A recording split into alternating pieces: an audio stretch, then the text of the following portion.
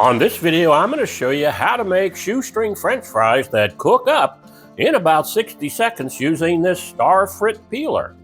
Let's take a close look at how it works. The potato sits on tines at the bottom and a pin at the top. Both the cutting blade and the top pin are adjustable so it can handle any size potato.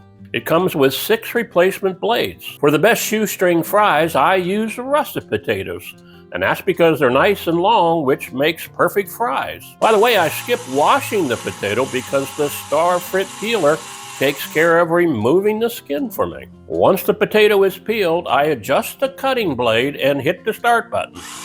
As it cuts, you'll want to guide the pieces to keep everything in a pile ready for the fryer. From there, just drop the cut potatoes into 350-degree oil and you'll have crispy golden shoestring fries in about 60 seconds. I have these available on my Amazon store for those who want to support me and get one. Thanks for watching.